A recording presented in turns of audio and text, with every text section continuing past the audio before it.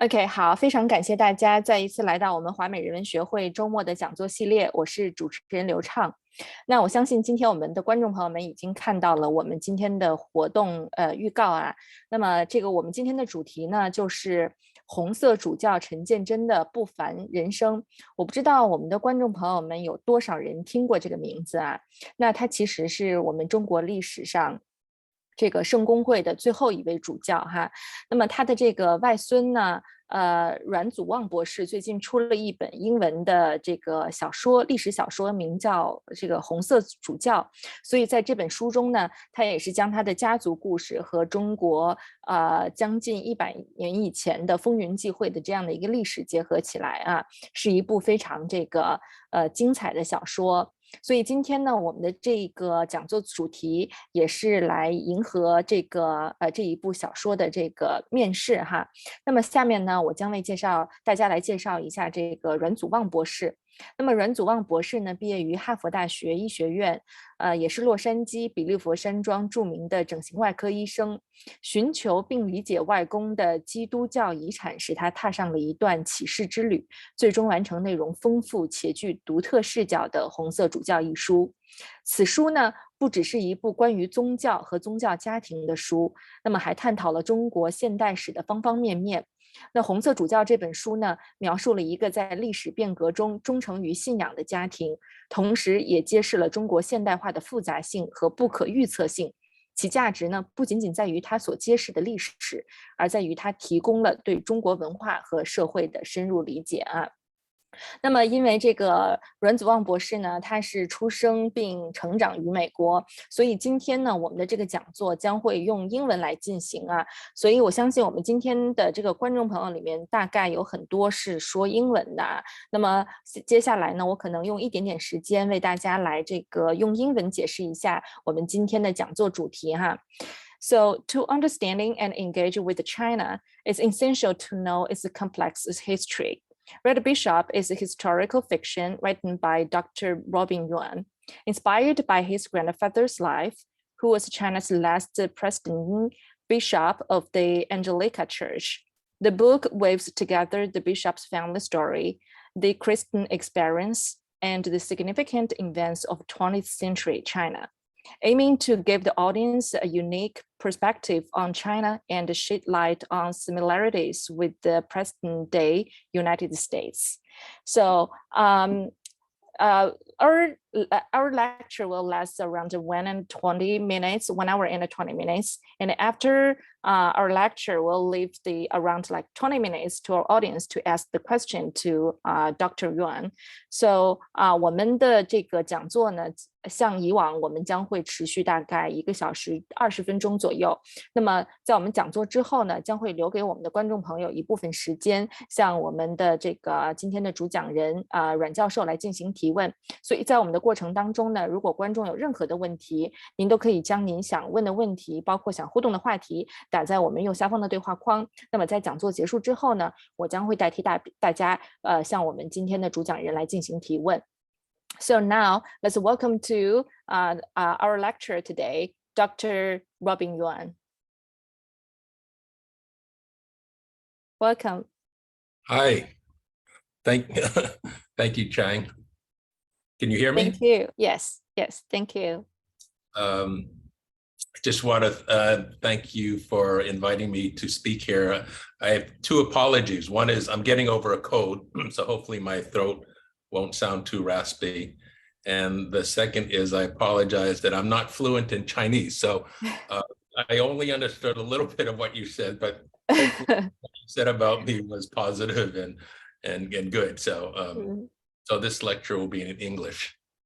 Yes, we're so excited. Okay, let me share the screen.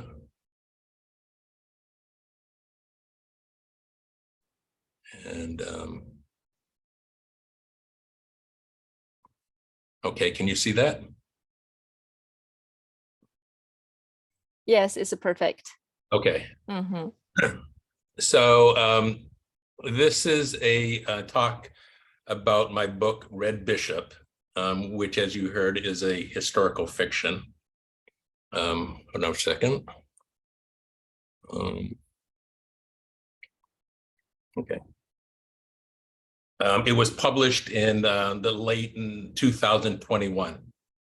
So, and I want to thank Young Ho and CZ Wang for inviting me to give this talk to China Institute, which is a very prestigious organization whose mission is to preserve and teach about Chinese art, culture, and history. So I think this talk will be pretty much in that vein, and talk a lot about recent Chinese history over the last 150 years. I think Chang said that I was a doctor, and so I'm not an author by trade. So my day job is as a plastic surgeon. But I have written 4 books over the years. My first one was a collection of vignettes on midlife, little stories about growing up and facing midlife and the next half of my life, and trying to figure out how I'd face that. So that was my first book. It actually changed my life in many ways. The second book and third book were published at the same time in 2011. The Skinny on Marriage, a Plastic Surgeon's Practical Guide, which compares a relationship between a doctor, myself, and a patient going through cosmetic surgery and a marriage, because I always felt that going to surgery, I was married to my patient, and try to do the things that make the process a positive one, and that will make my patient and myself happy. And then Behind the Mask, Beneath the Glitter, The Deeper Truths About Safe, Smart Cosmetic Surgery is my book about cosmetic surgery, which focuses on the psycho-emotional aspects and the philosophy of cosmetic surgery. Is really not technical at all. And then this book that I published in 2021 is really a book about China, and it's my first attempt at nonfiction, all the other of fiction. It is heavily researched, but it is a historical fiction book, so not strictly an academic or biographical manuscript. So I will explain why I did that. So a little bit about how this book came to be. I had many motivations to write this book. A lot of, I think, Chinese families in America, particularly post 1949, don't really talk about their life in the mainland before they immigrated to the United States. It certainly was true for our family and many of my friends, that they really never heard very much about their family's background. I did know that both sides of the family came from religious backgrounds, and my mother would talk about a little bit about her father, who she referred to or noted to me that he was referred to by the Western bishops as a red bishop. So that stuck in my head from a very early age. And as I researched his life through the years, I realized that not only was he important in our family, but he was really a historical figure, because he was the last presiding bishop of the Anglican Church during the post-1949 communist China era. And so he was intimately involved with a lot of the politics and events of the 20th century. I also felt that China was the most interesting and important country of the 20th century, maybe besides the United States, but particularly that its history was relatively unknown to the West, mainly. Even to some Chinese people, there were things that happened in China that they don't know about. And a lot of it had to do with obviously being in the United States and not having many people write about the history. And my concept was initially to make a movie, and I felt that there was a paucity of Western movies, that is, movies for the Western world, not cowboys and Indians, But Western movies about 20th century China. The only one that I could really think of that had an impact besides Bruce Lee movies was The Last Emperor. And yet there was a plethora of Holocaust movies about the Jewish experience in World War II and the Nazis. So I thought there was a little bit of a asymmetry there, and there should be more movies about modern China. Although this book is not religious in the sense of being evangelistic or preachy, it is a story about Christianity and its experience in China. And as I was writing the book and telling my friends what it was about, many of them would say, "Oh, that doesn't make sense. China doesn't have, churches. Religion is banned, and it's an atheist state." And I said, "Well, that's the reason why I want to write the book, because that is not that's a misconception." And if you look at what was going on in early part of the 20th century China, there are many parallels to what is happening, particularly in the United States, but across many nations in the current time period. There's also a lack of intelligent, meaningful cinematic dramas, and I saw this movie of my grandfather's life and the history of China, like an epic film that I grew up with, Dr. Zhivago and Lawrence of Arabia, The Last Emperor. And most of the movies nowadays are very sort of either rom-com or animated, Marvel comics, thrillers. And the whole idea of tragedy, which is very common in Chinese history, but particularly in 20th century China and my family, after thinking about the resolution of all this tragedy, is that there is some hope, and that things weren't as dire as it seems, and I'll get into that later on. But the sort of turning a negative into a positive was very meaningful to me.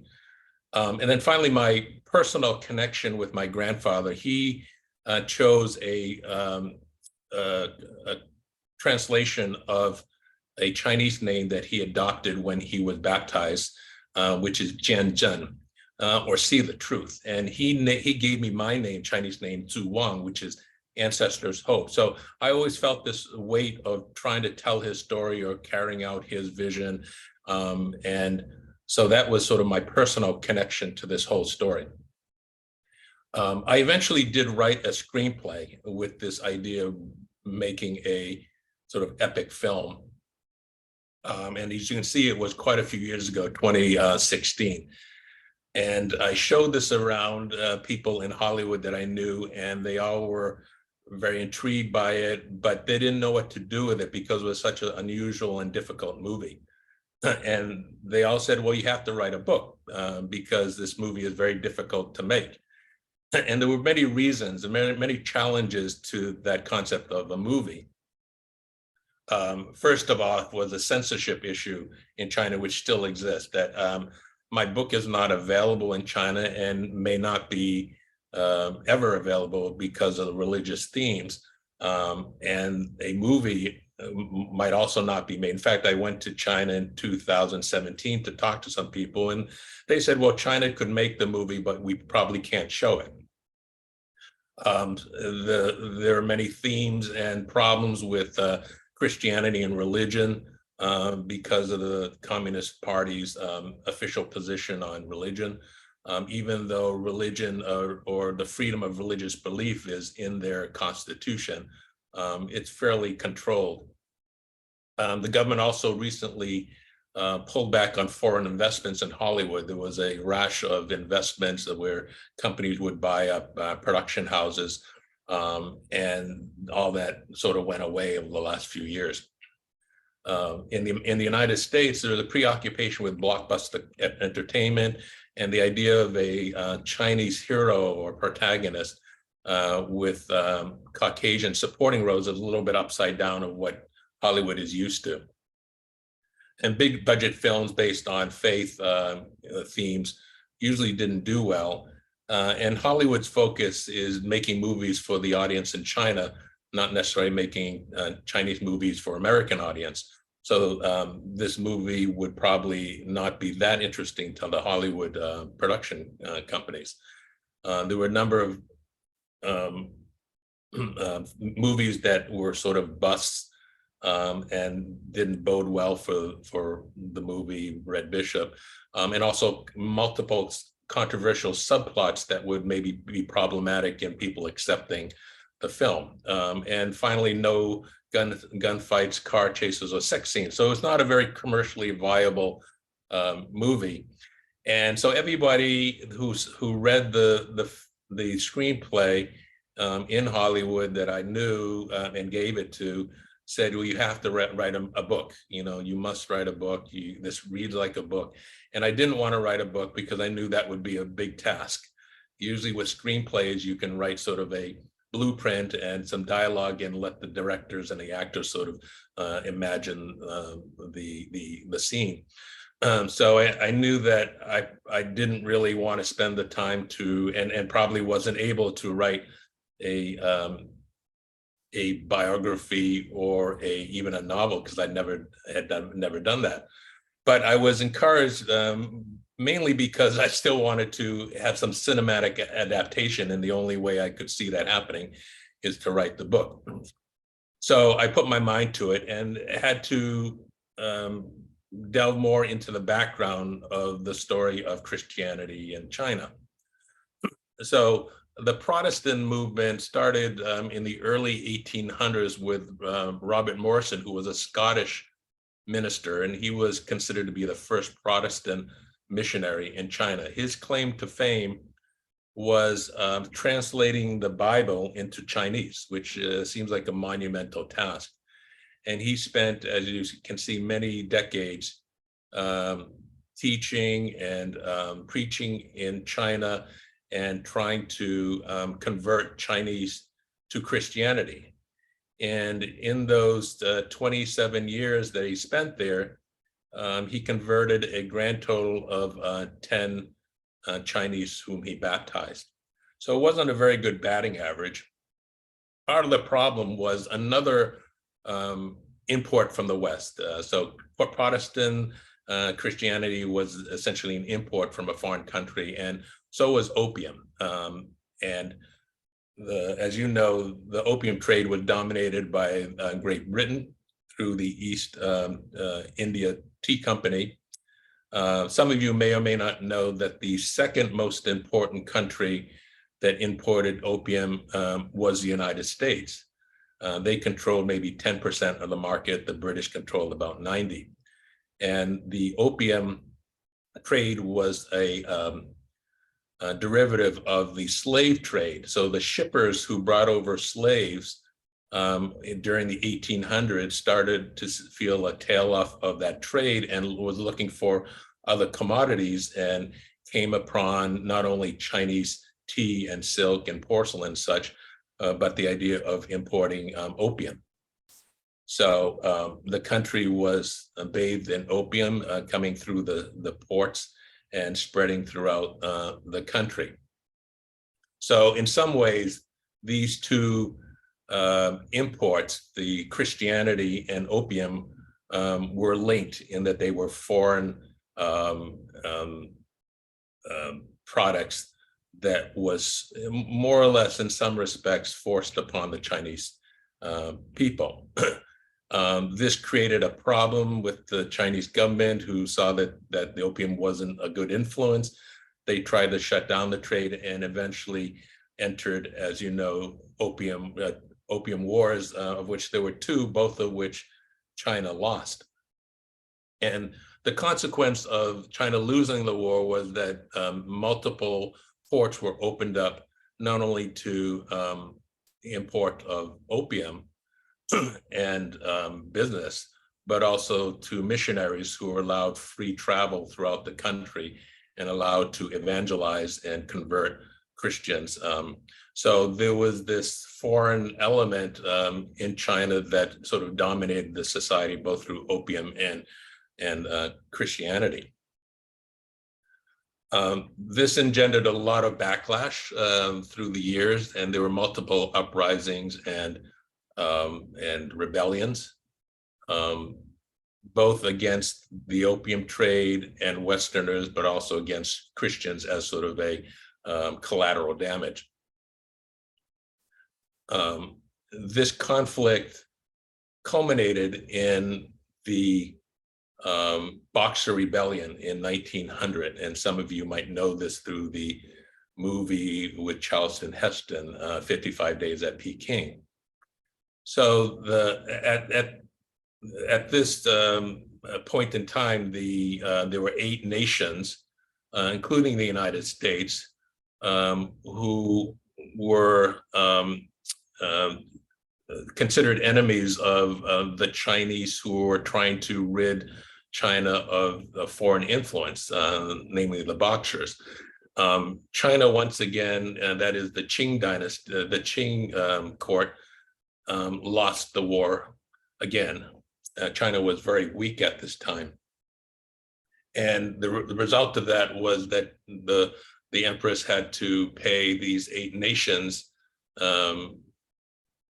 money in the form of silver, and also allowed the 8 nations more power and control over ports in Chinese cities. And they developed, obviously, international settlements and international courts and businesses. So once again, sort of this theme of dominance over China, which obviously engendered a lot of resentment and anger.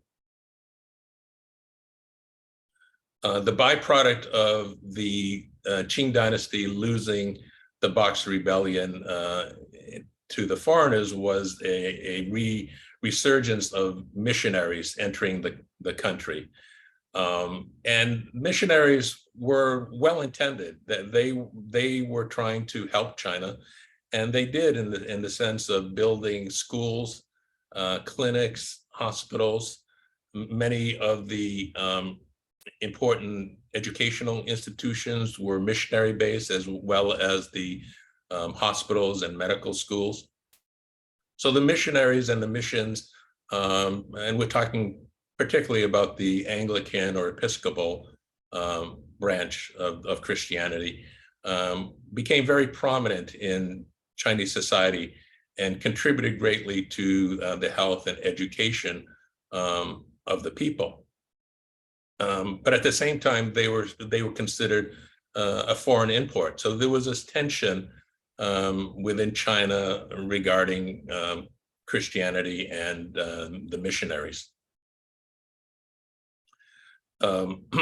This is a photo of the synod of bishops of the Anglican Church in 1912. This is just at the time of the Qing dynasty's demise. And you can see that there are a number of Chinese ministers in the background. Actually, my father's grandfather, who became the first Chinese Anglican bishop, is on the right underneath the window, the gentleman with the round head, sort of balding. That's my father's grandfather. So both my mother and my father had origins in the Anglican Church. And at the front, in the front row, you can see all the bishops of the various dioceses of the Anglican Church. And as you know, they are all Caucasian. There's not one Chinese among the bishops. And so the task at this time was to convert this Anglican foreign church into a native church, because they realized that through all the years, this resentment of foreigners and missionaries and Christianities wouldn't allow the church to grow to the point that they wanted, and that they would have to convert them, the church, to a native or Chinese-based church. So that was the thrust at this time at the end of the Qing dynasty. And as you know, Dr. Sun Yat-sen, with his Sanmen Ju-yi, or 3 people's principles, that of nationalism, democracy, and concern for the common welfare, came to be when the Qing dynasty fell. So that's sort of the background of the story. The story begins around the beginning, or the near the end of the Qing dynasty in the early 1908, 1910, that area. Now, in order to write the book, I had to do a lot more research because I knew quite a bit of facts, but couldn't really develop a continuous narrative without filling in the blanks. As one of the first books that I came across was this Reconstructing Christianity by Philip Wickery, who was a historian and of the Anglican Church in Hong Kong. And as you can see at the top, he writes about Robin Chen, who is my mother's father, the so-called Red Bishop. And he was at this time the presiding bishop of the Anglican Church. So he was at the head of the Anglican Church after 1949. The next paragraph, he writes about in 1918, T.S. Singh, son of the first Chinese Anglican cleric, was consecrated assistant bishop. He was the first Chinese bishop of the Anglican Communion. And this T.S. Singh, or Bishop Singh, was my father's grandfather. My father was orphan at 5, and he was essentially brought up by his aunts and uncles and Bishop Singh. So on this page, I realized that my lineage derived from the first Anglican Chinese bishop and the last presiding bishop. And that intrigued me because I always wondered how I got from that family background to live such a wonderful life in Boston and go to Harvard and do all the things that I did in my life. And so I wanted to trace that path. Part of the research included letters that my mother kept, which I didn't know about until she passed away. You can see the first one was from 1948. And these are letters from her family, mainly from her father, which you can see his handwriting is fairly dense, compacted, small, and also her mother, which is very different. And I describe this in the book in terms of how their script was different and how she was trying to remember, because she was separated from them in the United States, trying to remember what their voices sounded like because she lost touch with them for 28 years. So that's my grandmother's writing, which is much more floral and open. And my grandfather would write about how the country was doing, how the church was doing, what was happening to the politics, and pleaded with her to come home and serve the people. And my grandmother would talk mainly about family. So I had these letters, and my mother also typed transcriptions of different reports or in periodicals and newspaper that she had collected that would tell firsthand what was going on both with her family and the church. So this is one of the things that she wrote for 1926. And she had hundreds of these pages, as well as handwritten notes that, as you can see, is very difficult to decipher because she was also a doctor and had the typical doctor's handwriting. And so I read through all of these notes that she took, trying to piece together the story of our family.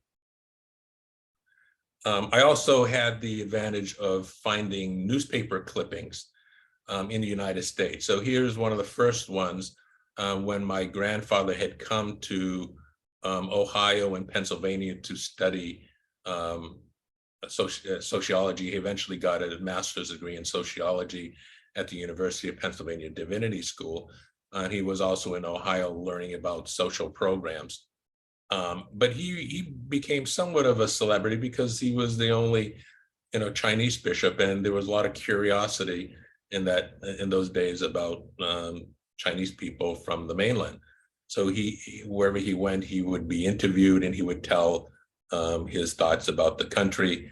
And it was at this time that the Yangtze flood, which I described in the book, occurred, and he was in Pennsylvania, at the University of Pennsylvania, and his family was back in Wuhu, which was one of the most affected cities, as written by Charles Lindbergh. Charles Lindbergh had done some surveillance and said that Wuhu was the city that was most affected by the Yangtze flood.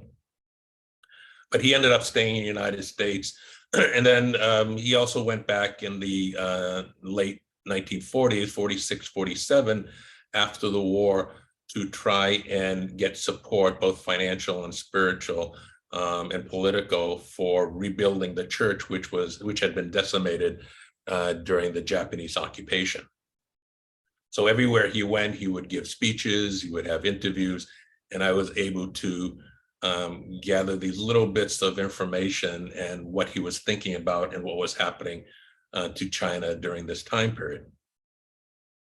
So in the end, I had many sources, including memoirs from my mother and her sister Hui, who is in the book. She was a central character. Both of them wrote some memoirs, firsthand accounts. There were other memoirs, newspaper, periodical articles, and various books and manuscripts, and also a PhD dissertation. So this is just some of the more important things that I read and helped me with the story. So it became very much of a puzzle where I had these different facts and events, both in my grandfather's life and his family, and in my mother's life in the United States, the church, and what was happening in China at various times. And in the end, it became sort of like a multi-dimensional puzzle, trying to fit all these different facts and storylines into a cohesive narrative. So what is that story? I obviously can't tell you everything because the book is over 400 pages long. It spans 150 years and takes place mainly in 3 continents: United States, England, and China. But I can give you a glimpse in terms of some of the characters, some of the real life people, the themes, the events that were important in this story. And even though it's a historical fiction, I would say 90% of what I wrote is based on fact or things that I knew to be true, and I tried to dramatize. So in the end, it becomes a very, I think, true to life account, not only of my family, but of the church and China. And I began with myself, obviously, trying to look back at my family's lineage and how I came to be.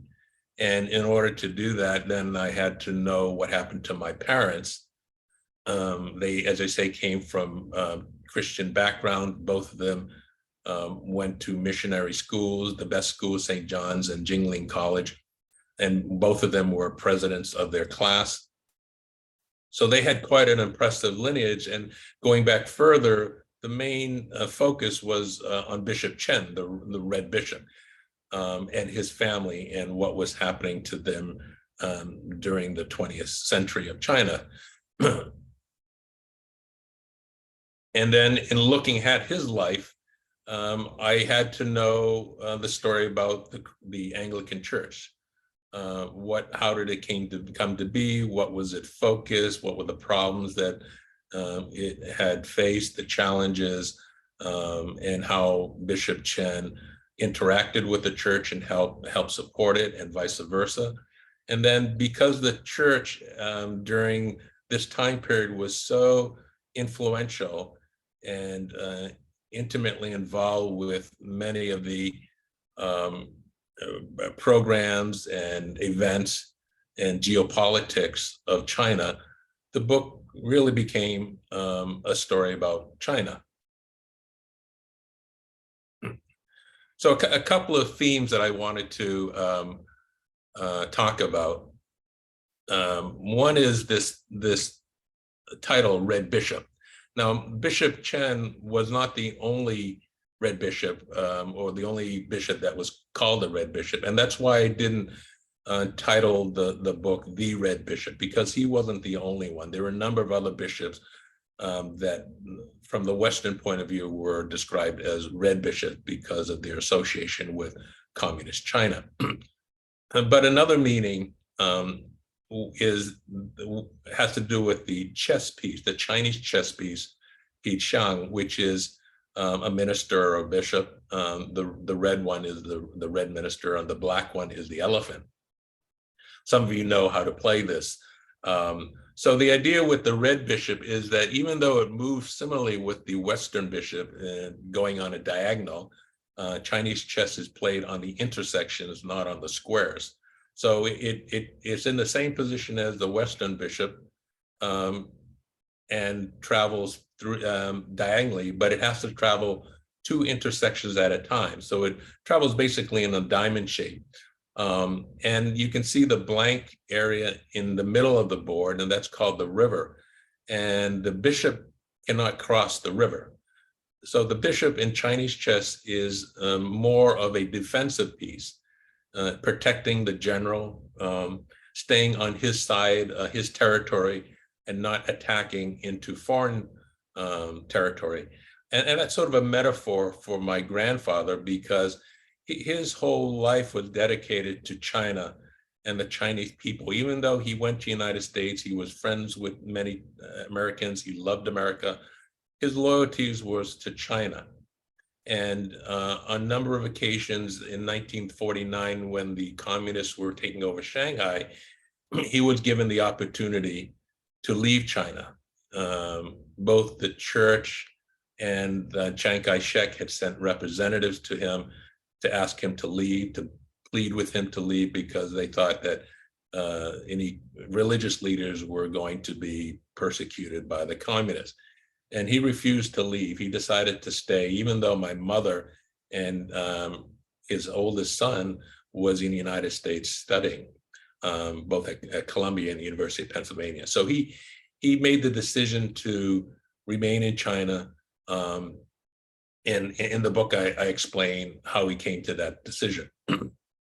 But so this idea of red bishop has to do with his loyalty and patriotism to his country. There is a third meaning, which you should read the book to find out, and that's actually the most important meaning that I use for red bishop. It has relatively little to do with communism and less to do with the metaphor of the chess piece. But there is a third meaning that I use for red bishop. The other concept that was prevalent from the late 1800s and certainly into the 1900s was this idea of 3 self-principles, which was advanced by Henry Venn. Henry Venn was an English missionary, very prominent, and developed this concept of three self-principles. The idea that any church, and this was mainly adopted in China, but applied to any sort of mission church system, organization.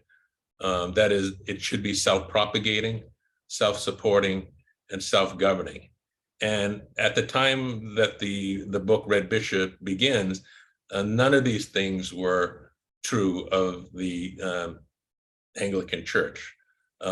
It wasn't propagating very easily by itself. It relied on outside ministers. It couldn't support itself because most of its congregation were poor Chinese people, and it was governed by Westerners, not by Chinese bishops.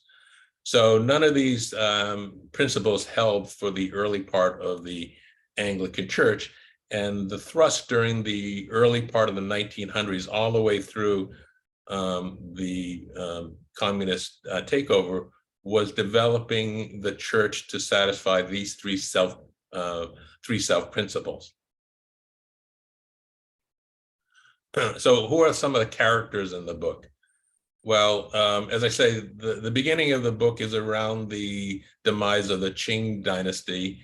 And the person on the left is Yuan Shikai, who was the general of the most powerful army the Beiyang army, and he was known to help the Qing court to try and defeat the Boxers, and also didn't wage war against the foreigners. So he was both looked upon favorably by the Qing court and the foreigners, and he was very clever by brokering the abdication of the imperial throne by the last emperor, and to the benefit of Sun Yat-sen's Republic of China.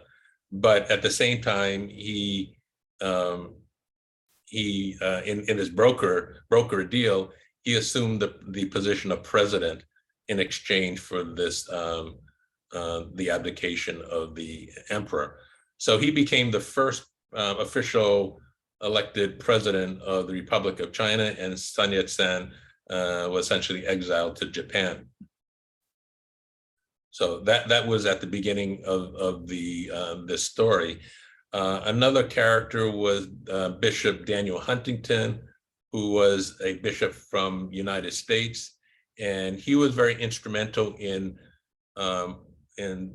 supporting this idea of three selves. So he consecrated a number of Chinese ministers, including my grandfather, and also my grandfather's wife's father.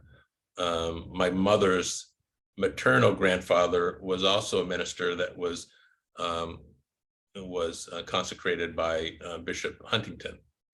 So he was very supportive of trying to convert the Anglican Church into a native church. Reverend Franz Lund was a Swedish missionary who was a headmaster at St. James Mission School, which is where my grandfather went to school.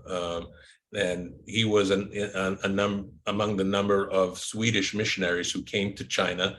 Many of them died during the Boxer Rebellion, during which hundreds of foreign missionaries were killed, and tens of thousands of Chinese Christians were killed. But he was the headmaster and eventually gave my grandfather a scholarship to go to the school. Now, my grandfather, as a boy, grew up in a Confucian family, like a lot of Christian converts, but his father had the foresight of realizing that in order to get ahead in the society that was increasingly dominated by foreign countries, especially the United States and Britain, that to speak English would be an advantage. So he sent my grandfather and his brother, the younger brother, to St. James Mission School in Wuhu, predominantly to study English.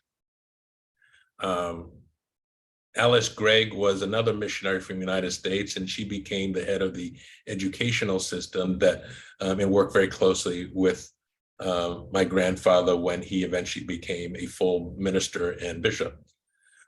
And then Harry Taylor is an interesting character who was a surgeon who ran the St. James Hospital. So as you can see in this concept of a movie, there are many Caucasian supporting roles. Around the time that my grandfather was consecrated a minister, he went to Boone College and studied divinity and English, I believe. And he became a deacon, and then eventually was promoted to a minister. And around this time, this character was making strides in the countryside, organizing workers and students and farmers, and eventually organized them into the Communist Party. So Mao Zedong played an important role in this story, as well as Chiang Kai-shek. Obviously, these two were both allies and foes at various times over 20 years in the or even more, 20s, 30s, and 40s. So that their activities with the Kuomintang and the Communist Party figured very prominently in this story of my family and the church, because there was always this push and pull between the Kuomintang, who was very much supported by the West. Sun Yat-sen and Chiang Kai-shek were converted Christians, and Mao Zedong, who was an atheist, but shared some of the principles of Christianity, that is, support of the poor, the idea of equality of the gender equality, and sort of modernization, getting rid of old ideas. So the Christian principles, in some ways, were parallel to the communists, but at the same time, the church itself was supported more by the Western countries and Chiang Kai-shek and Madam Sung. So this is my mother's family. You can see on the left is my grandfather, Jian Zhen, and his wife, Constance. And you can see that they are wearing sort of Chinese garb, but they're married in a Christian Western ceremony. So at this time in the early 1900s, there was this confluence in the church between Chinese culture and ideas and foreign ideas through the Christian church. In 1930, when my grandfather had gone to Ohio to study in University of Pennsylvania, this is a picture of my grandmother, Constance, and her children. My mother is on the far left. You can see rather, typical Chinese family photo. And then in 1946, on the top right, you can see that they are pretty much Western dressed. And both of those pictures do not include my grandfather, because he was in the United States, either studying or trying to get support for the church. So he spent many years apart from his family working for the church. That's my mother in the middle. She figures very prominently in the latter half of the book, which tells of her story in the United States and her separation from her family. And then my father and mother on the left, just when they were married. So in the 1920s and 30s, Japan occupied China. And so I tell the story of how the Japanese occupation affected both the church as well as my family. And the Nanking massacre occurred and caused a lot of refugees and even soldiers to inundate the missions and the hospitals looking for medical care. And it was at this time that my grandfather had taken his congregation to escape the Japanese invasion, and took his whole congregation to the countryside and to escape the Japanese. And that was a very sort of emotional time, but also somewhat confusing to the children, because the children, were sort of carefree at the time. My mother was probably in her teens, and her sisters and all their friends were in their early teens, and yet they were running away from this sort of deadly invasion. In 1940, my grandfather was consecrated assistant bishop of his diocese. So you can see him, you see Bishop Roberts in the middle with the bishop's mitre, and to his right on the left side is my grandfather, Bishop Robin Chen. And then on the other side is Reverend Craig Hill, who became the actual bishop. My grandfather became the assistant bishop, and he was the first Chinese assistant bishop of this diocese. He was a second Chinese bishop. And so there was this movement at the time to start to convert some of the Chinese ministers that you saw in the earlier photos into bishops, hoping that they would eventually take over the Anglican Church. So this was in 1940. And then, as you know, the next year, this happened. So Japan bombed Pearl Harbor. And so what was the consequence of that? That the missionaries, the Chinese Christians and the congregation were essentially protected by the Western powers, because they were Western import. That they were Church of England from England, and the Episcopal Church from the United States. So, but when Japan bombed Pearl Harbor, the United States was at war with Japan. So that removed all of the sort of protection that the missions had. And so my grandfather took his congregation and left the missions, which were eventually taken over by the Japanese and appropriated for their use as offices or whatever. So, so the church basically was on the run. And this is a map I made of some of the towns that they went to. You can see Wuhu, you can Shanghai, Nanjing, and Wuhu along the Yangtze River. And then all these towns, Anqing, Kuling, which is Lushan, and basically in Anhui province and Jiangxi or Jiangxi province. And the importance of this map is, if you look at these two maps, on the left is the map in 1940, showing where the Japanese were, mainly in the north. As you know, they took over Manchuria very early. And then the northern central part of the coast of China. They controlled most of the ports. But at the end of the war, you can see that they had occupied exactly where my family and the congregation my grandfather presided over was exactly in the line of where the Japanese were. So the story, there is a couple of chapters about how my family and the congregation so basically ran in circles trying to escape the Japanese invasion. So obviously the war ended with the 2 atomic bombs. And so what was happening with my family? Well, my mother was fairly prominent. She was the class president at Jingling College, which was the sort of top women's college. She was fairly well known at the time because of my grandfather's position as a bishop. And here she is as a student representative sent by China to India during their celebration of independence from Great Britain. And there she is with President Nehru, who was just recently elected president of India.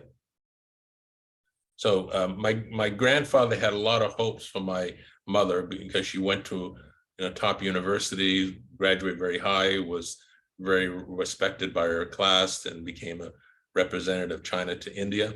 And one of the books that I found described her.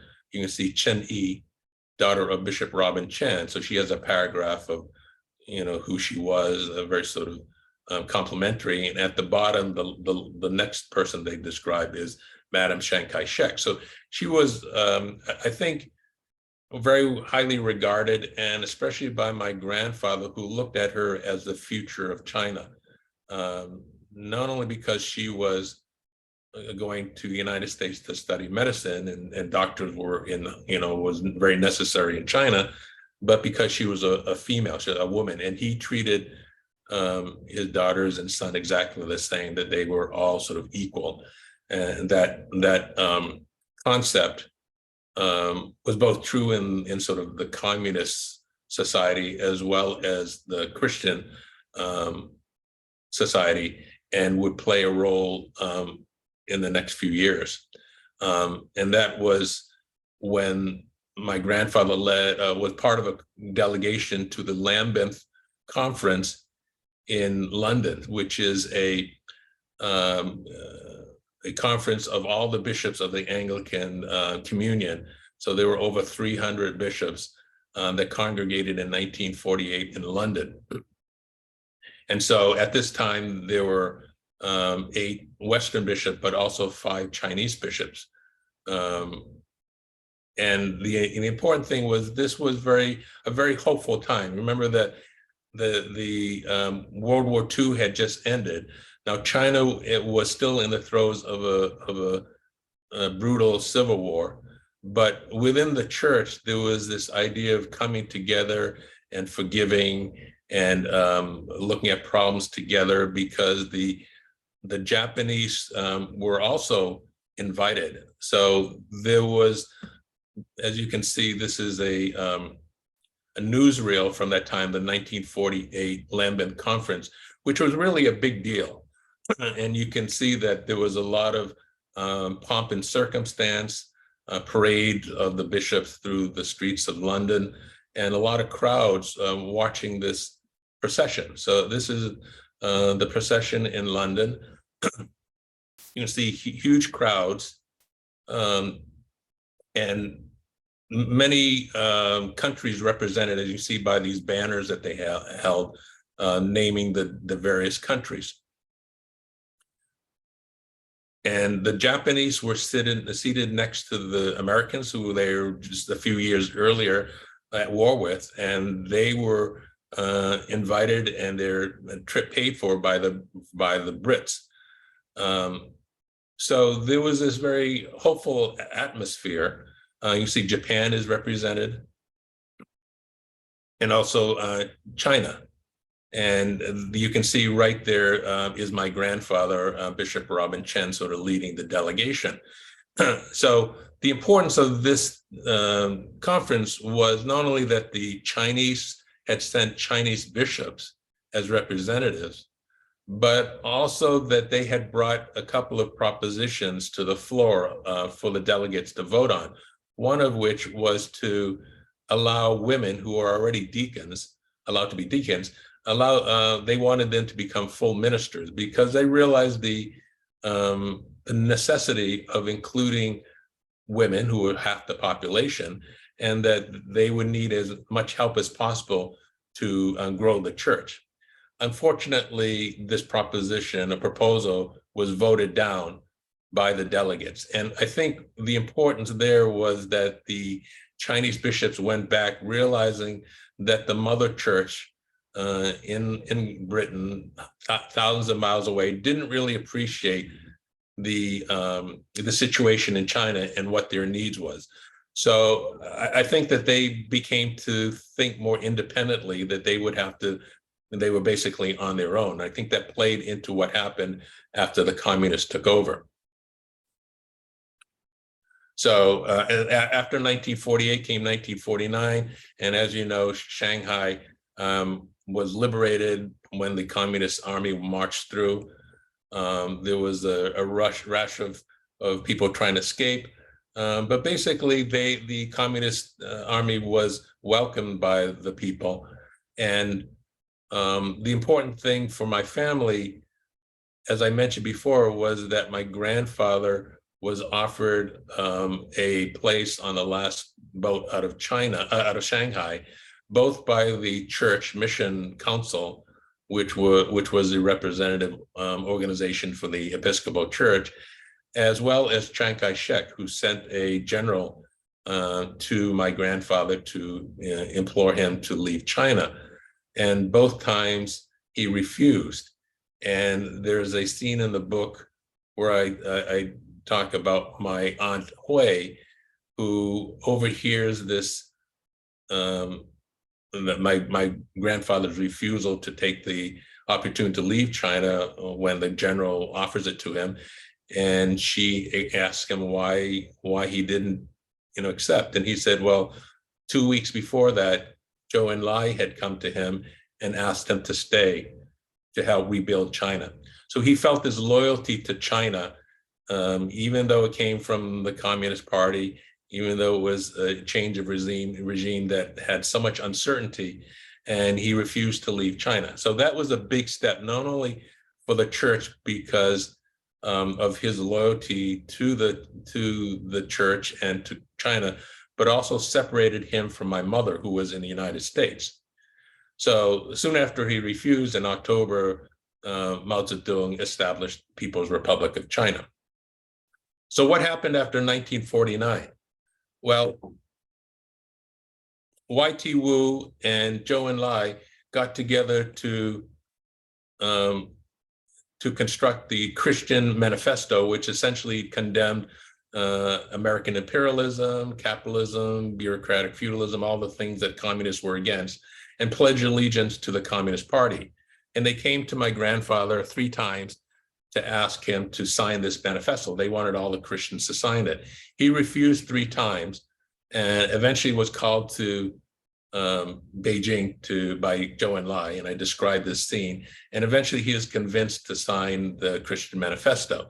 So he immediately becomes sort of a part of the communist construct, and signaled a division between Christians who are sort of loyal to the country and the party, and Christians who are very uncertain about that. And a year after that, in 1951, he is forced to denounce Bishop Y.Y. Tzu as being a traitor and a running dog. And so this started a whole series of denunciation sessions and caused a split between, as I say, the Christians who were loyal to the Communist Party and part of the so-called Three Self movement, and those Christians who were not, who went underground to worship in so-called underground or house churches. So a year later, in 1952, there was a story about germ warfare committed by the Japanese and Americans on China and North Korea. And this story was written about by John Powell in the China Weekly Review. This came to the attention of Dean Hewlett Johnson, who was the dean of Canterbury Cathedral. And he was told about this story by my grandfather and Y.T. Wu. And this became a big deal back in Great Britain when Hewlett Johnson brought this story back, and he was called a traitor, and people didn't believe this. They wanted him excommunicated and censored.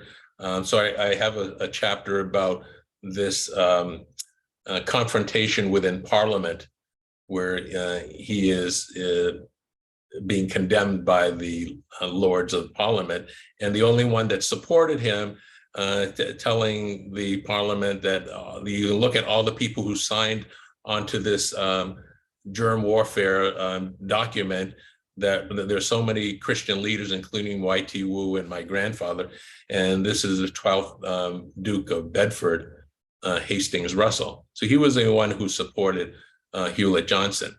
So what was happening to my mother? Well, in 1952, she graduated from the University of Pennsylvania Medical School. You can see this is a photo you'll probably never see again in US medical schools, that she is on the right, on the first row at the bottom. She was one of only 3 women, and eventually was the only woman to graduate. One of them committed suicide, the other had a nervous breakdown, and she was the only Chinese. So in some ways, she was a pioneer. And same with my father. You can see he is on the right. This is his neurosurgery class at Tufts New England Medical Center, and he is the only Chinese.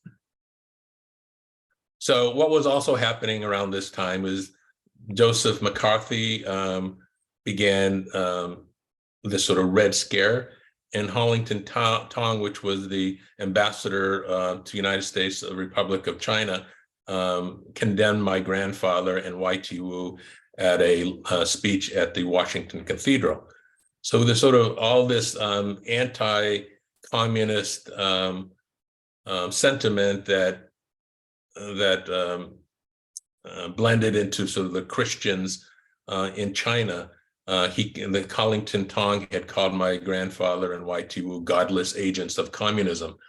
And this spilled over into the Chinese students, some of which, some of you might have been in this sort of category, that they were being suspected of being either spies or communist sympathizers. And here is a report by the FBI on my mother. So she was investigated by the FBI and has this report. And so that was going on in the 1950s.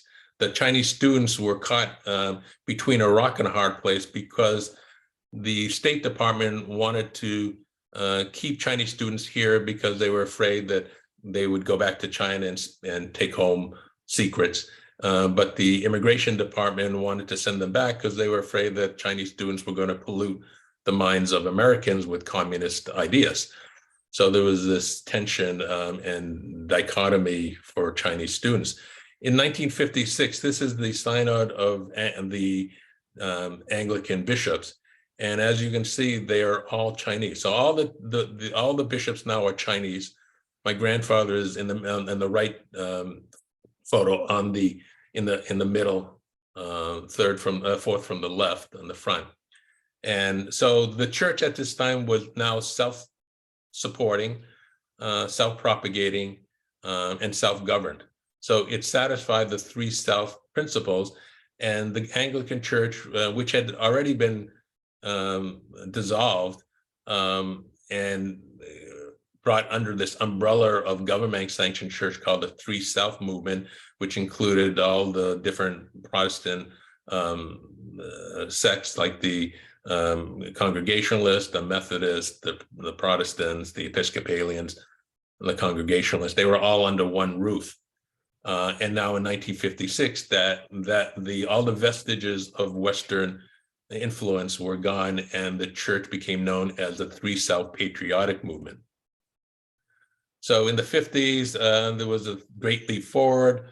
The 1000 Flowers Bloom, and during this time, Mao had lost a lot of power because of the devastation and famine caused by the Great Leap Forward, and he sought to regain some of the rebellious spirit of his revolution and unleash the Red Guards.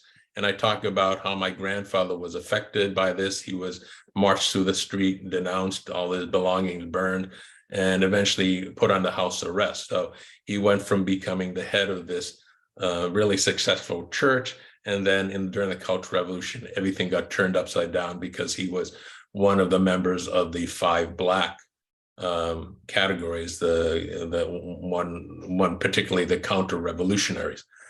So he died during the Cultural Revolution, and this is his ashes. And the seminal moment after that in 1972 was Nixon's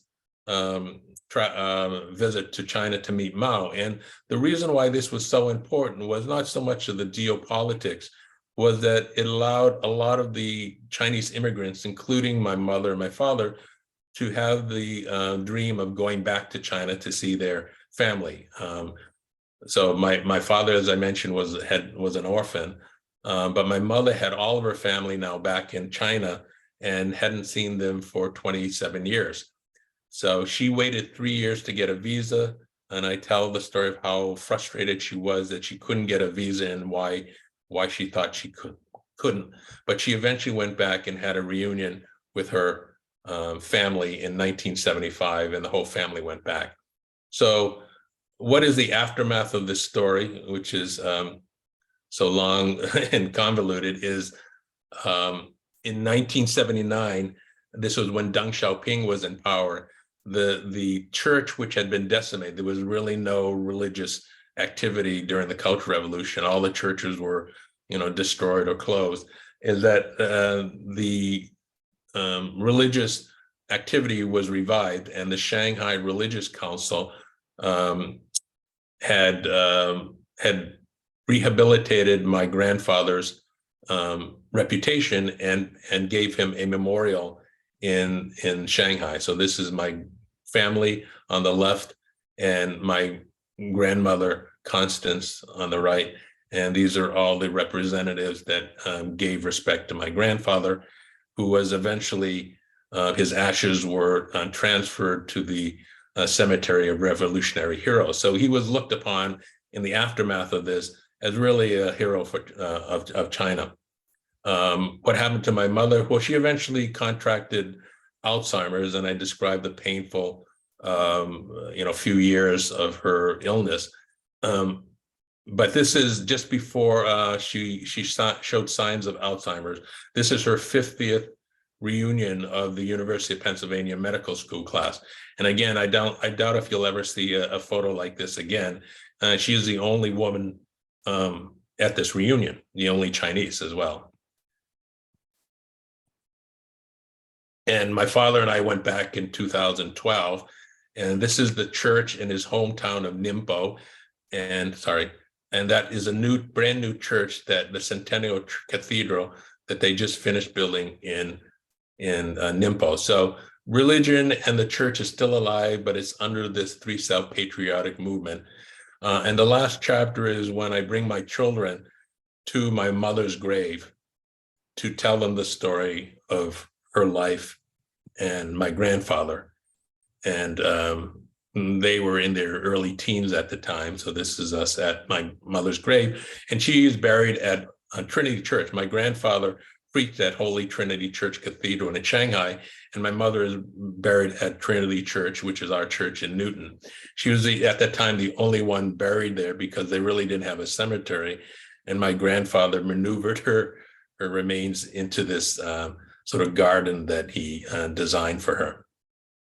So what are the takeaways? That there's a complexity to the U.S.-China relationship, and especially with the missionaries, that China has 150 years of foreign dominance and occupation by foreign countries that you can't ignore. And even Xi Jinping mentioned this recently, that they have had centuries, a whole history of natural disasters and conflict. So very much a country in constant turmoil.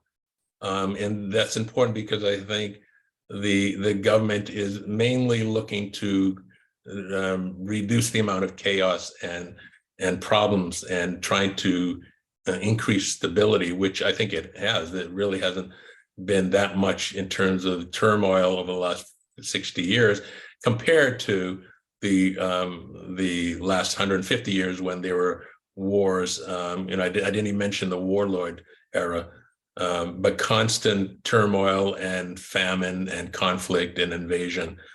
There's a historical lack of democracy, a chronic poverty of literacy and subservience, which historically has held China back, but has in some ways been conquered by the current government. And that communism and Christianity both are sort of designed to serve the people, the underdogs, versus the elites. The difference is that the communism is dominated by the party rule, and Christianity is dominated by the word of God. And if you look at the Chinese government's sort of actions, it's driven, I think, a lot by paternalistic pragmatism. And even if you think about what happened to the church, it could have easily gotten rid of the church in 1949, but Zhou Enlai realized that the Christians played an important role in supporting China, that they were educated, they had good ideas, they were good citizens, and he wanted the Christians on his side. And the fact that the church is still alive and Christianity is still being practiced is a testament to that sort of vision. You can't ignore sort of the aftermath and the consequences of immigration and refugees. So my parents were essentially involuntary refugees, and part of it was that they were able to establish a good life in the United States, and people of their generation contributed a lot to American society over the years. But the fact that they left China created a brain drain, because they were of the sort of elite class of the highly educated people, and China for many decades was handicapped by the lack of these highly educated professionals, and especially during the Cultural Revolution, where all the universities were closed. So the United States benefited by this diaspora of Chinese students. There are similarities between the 20th century China and 20th century United States in terms of the trend toward nationalism, some of the concept of anti-foreignism, anti-religion. Remember that Christianity was the foreign religion in China, just like Islam or Judaism is the foreign religion of United States, which is more sort of Episcopalian or Protestant. And that if you talk to people in the United States, a lot of them don't understand at all the history of China, and they just look at China as a superpower that was dropped in the middle of our history, and that we are at war with and enemies with, and they don't realize this historical background that formulates the concept of the ruling party and their sentiments of whether or not or how they are going to interact with the foreign countries. So I hope this gives you some flavor of the book. I've been blessed with many reviews that talk about the value of the book, and both in terms of entertaining the reader, but also educating them about Christianity, about family, and about China's history. So I hope you will, some of you will actually read the book, tell your friends. If you want an autographed copy or more information, you can go to my website, robinyuanauthor.com. And I thank you for your attention.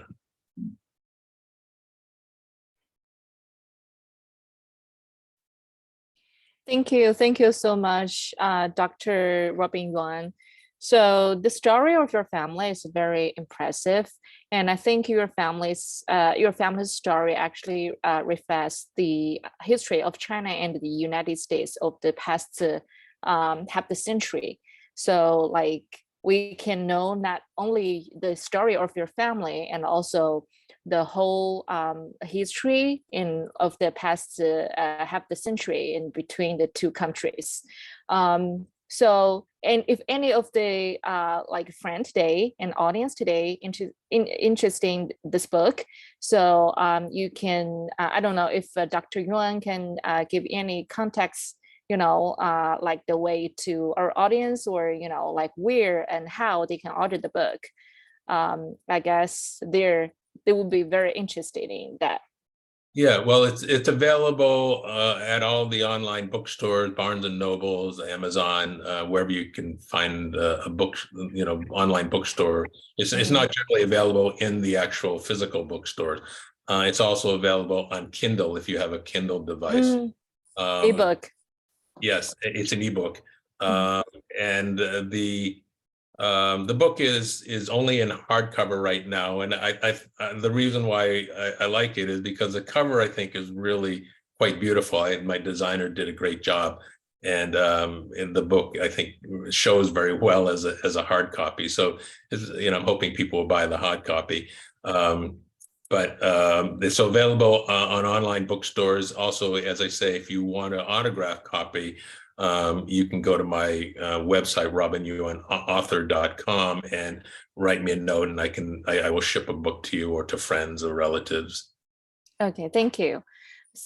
所以如果我们今天的观众朋友们对这个袁教授的袁博士的这本关于他家族历史的书感兴趣呢，那么现在有2种形式可以提供给大家，一种呢就是这个实体的书啊，那么您也可以这个购买电子书。那这个电子书呢，您可以在网上搜索啊，在Amazon 上就有销售。那么实体的书呢，您也可以通过这个袁博士他的个人的网站啊。应该您可以找得到，在我们华美人文学会的这个今天活动的信息发布页，您可以找到，那么也可以从中购买。Okay, thank you so much. And so the rest of the time, I want to give the time to our audience today. So if any of you have questions or comments, or any like topic you want to ask, or you want to like the chat with Dr. Yuan, and you're welcome to chat. Leave your comments and questions on the chat box. And so let's see if this comments. Thank you for the fascinating talk. Thank you so much, and excellent and moving presentation, Dr. Yuan. Thank you for the documenting both the personal and work history.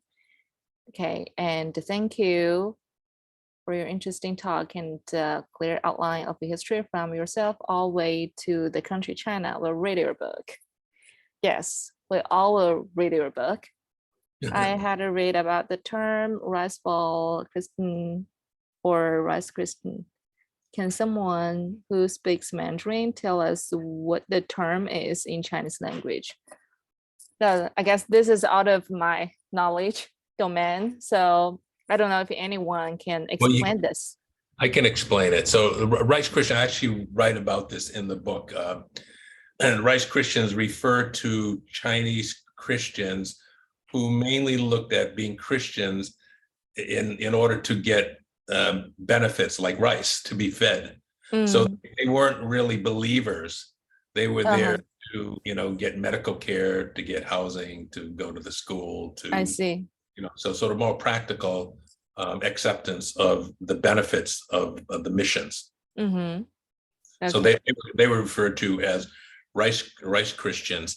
And there were a couple of scenes in the book where initially some Western ministers are sort of criticizing the Chinese as rice Christians, that they don't really believe in Christianity. But later on in the book, I describe a scene where that the idea that Christians at that time were really believers, that they had that they were strong believers. Even now, if you go to China and you go to the church, they're fervent believers in Christianity. They're no longer rice Christians because they no longer need the church for peace. And that was one of the positive things of communism, is that the communists had focused on providing things for the people, whether it be shelter or food. They were focused on food, feeding their population, and the church could then focus on sort of the spirituality, on the real principles of Christianity. So I think that's one of the positive things about communism taking over the church, so to speak, the function of the church. Okay, thank you. So I'll just explain a little bit in Mandarin. 那这里说到了这个饭碗基督教徒啊，他基本上呢就是说，那么在这个可能是尤其是这个困难时期哈，尤其是这个战争时期，那可能就是有一部分人，他们为了能够得到教会发放的一些粮食啊，以及救济品，那么他们从而这个皈依了这个基督教，但是事实上呢，他们可能并不真正的信仰这个宗教哈。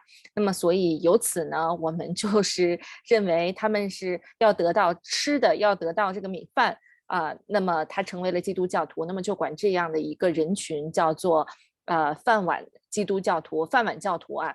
那么这个随着情况的改善哈，现在呢，像这样的这个教徒人群呢，其实已经这个消失了。因为现在他们不再就是需要这个教会给他们这个最基本的一些生存救济，所以呢，这个名词也从此成为了一个历史性的名词哈。但是这个今天我们这位观众朋友提出也是非常的有趣啊，让我们了解了这一段这个非常有趣的历史。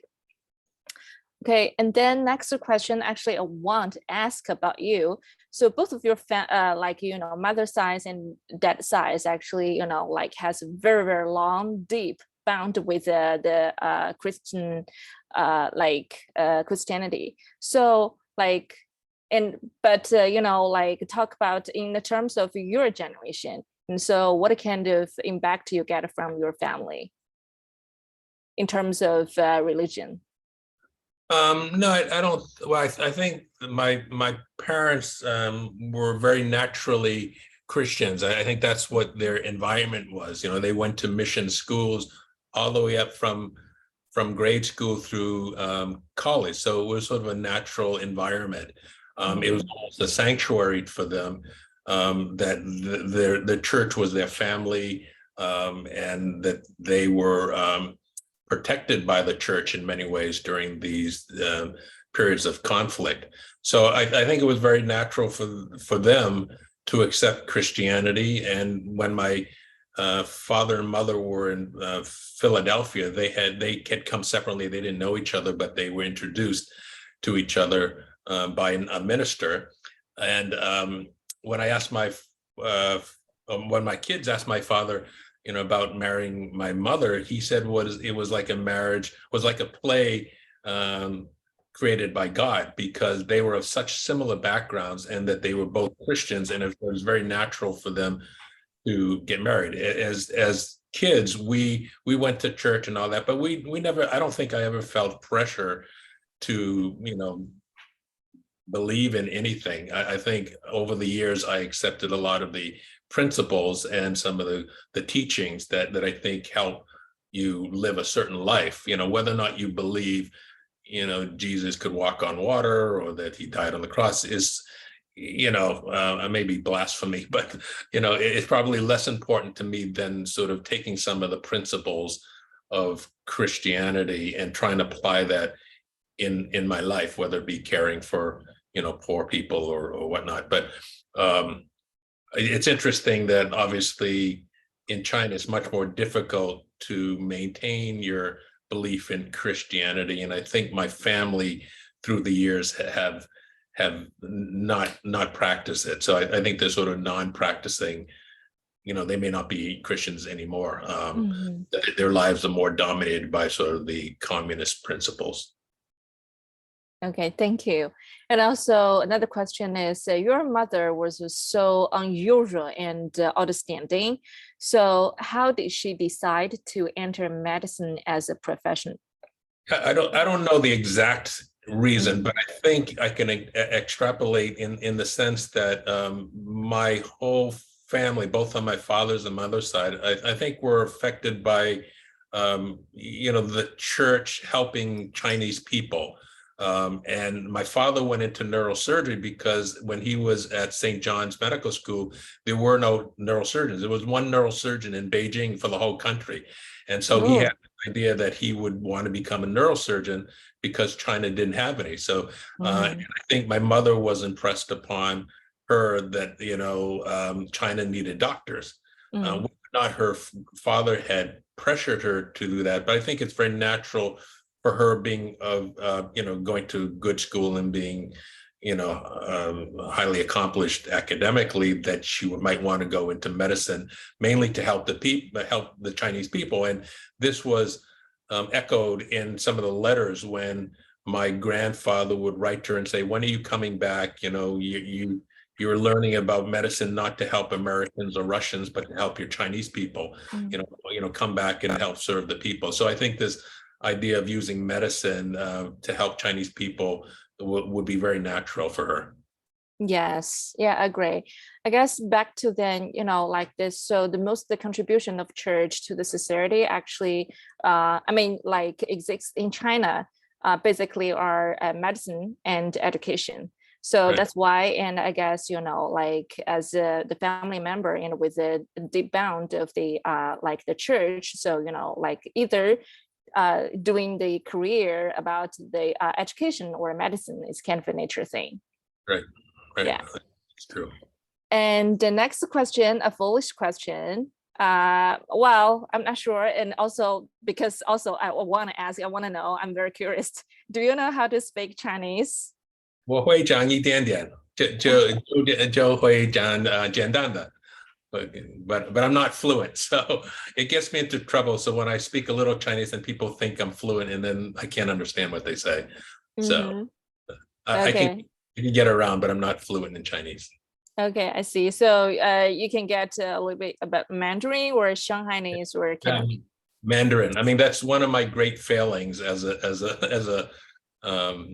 a child, is to not learn Chinese, and my failings as a parent and not forcing my children to learn Chinese school. I sent them to Chinese school 4 years, but I don't think they retained very much. So unfortunately, that's, you know. Yeah, but like from my perspective, your pronunciation is perfect. It's Oh, really good. gnarly. Okay, and the next one, or Dr. Yuan explain a little bit more about Henry Van's three self principles, his background, why he started this suggestion. Yeah, well, Henry Van was, as I say, missionary, and he had this was in the late 1800s, and the idea was to find out to analyze why the church in foreign countries were not that prosperous, especially in China. As I say, Reverend Morrison was there for 27 years and he only converted 10 Chinese. So how to get the church to be more accepting? And it was very obvious in China that there was a lack of understanding because it's a foreign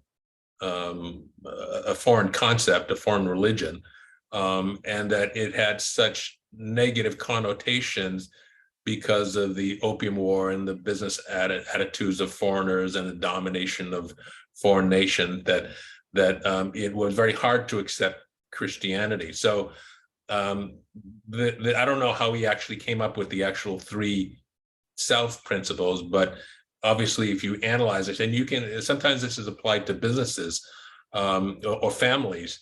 What makes a strong family, a strong business, is that you need to support yourself, you need to govern yourself, and you need to be able to propagate within yourself and not rely on outside methods of getting new members. So all that in the end sounds very sort of natural.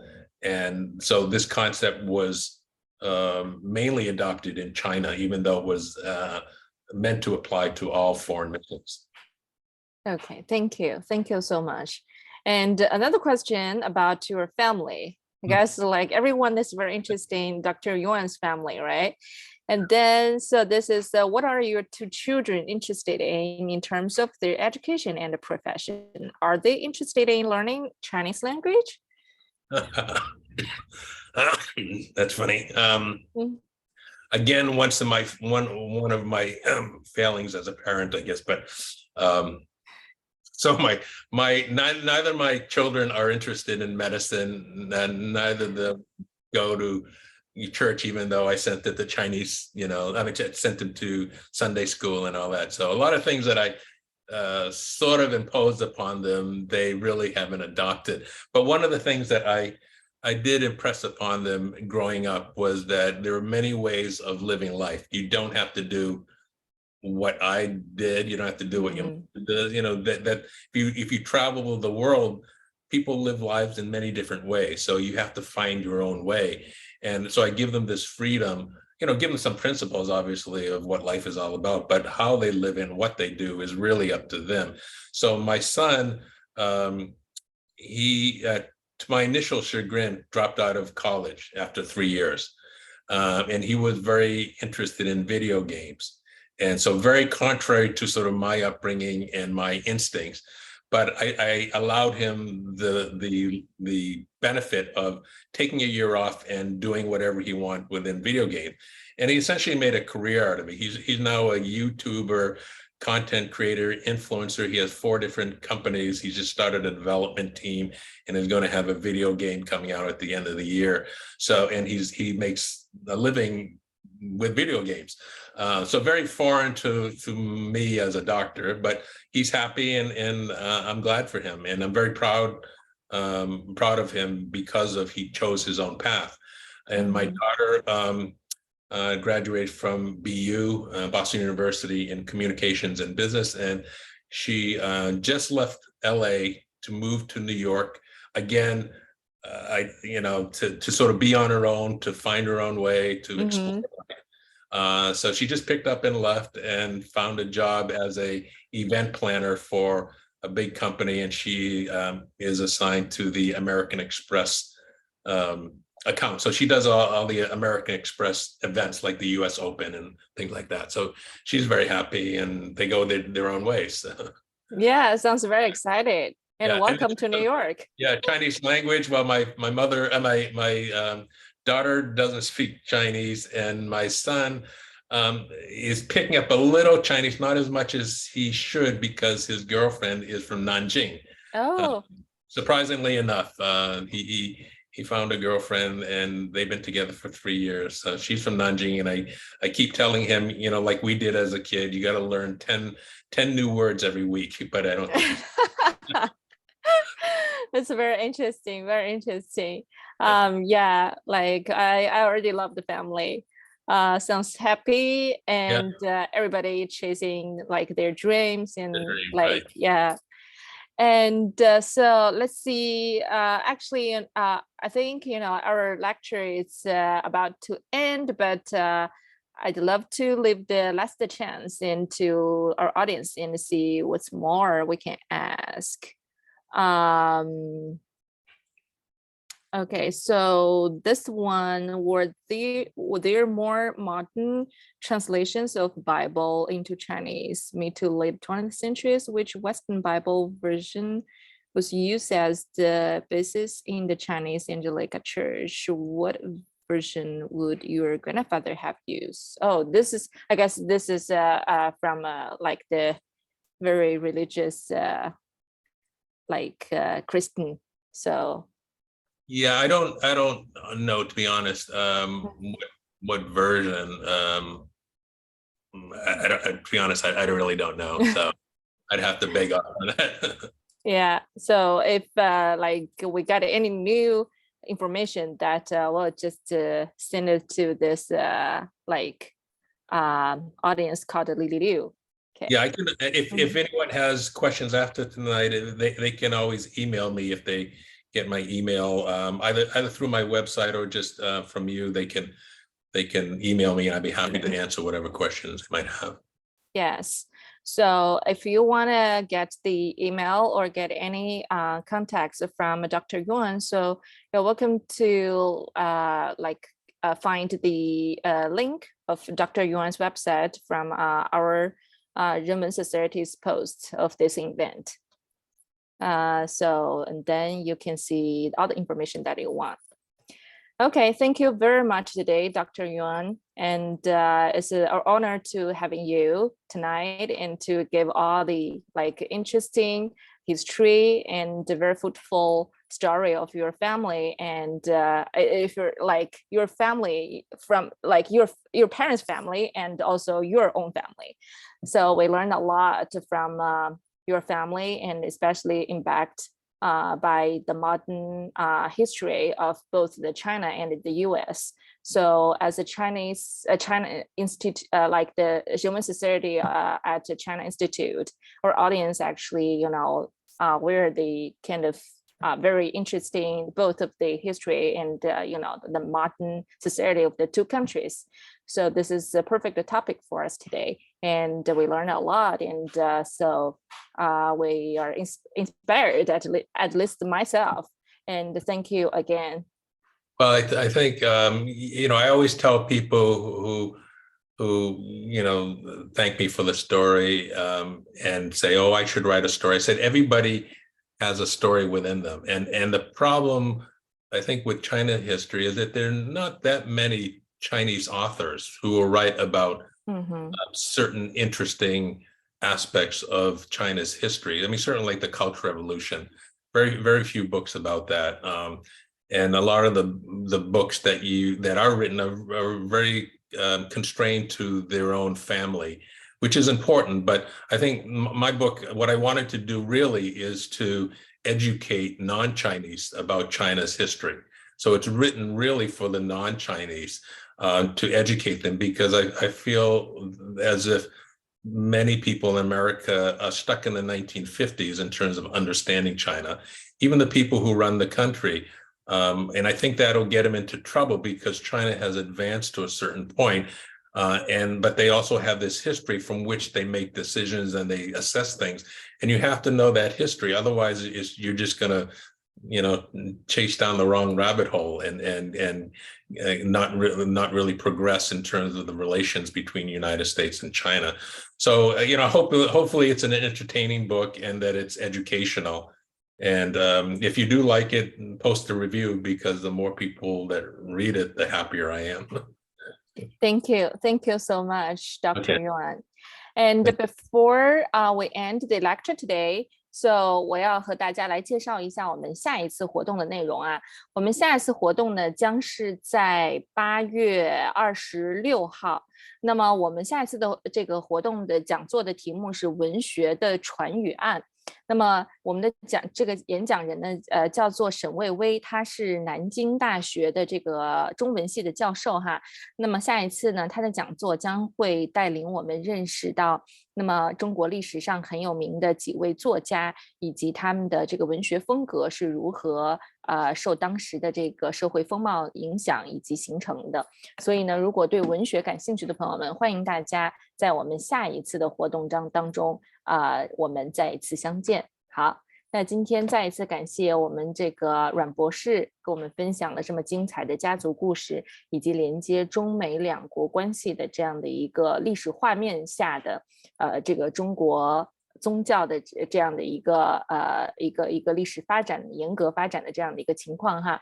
那所以如果对我们这个阮博士他今天讲的内容感兴趣的朋友们，大家也可以通过我们华美人文学会的活动发布页找到阮博士的这个网站。那么阮博士他更多的信息以及如何和他取得联系都可以在上面这个找到哈。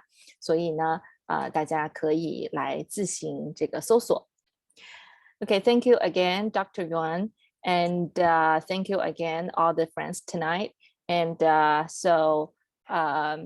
and our lecture today is going to be end, and I would love to say good night to all the friends today, and from New York, and Dr. Yuan is from LA. So 祝大家晚安早安。那我和袁博士从纽约从洛杉矶，祝大家周末愉快，谢谢大家的参与，我们下一次再见。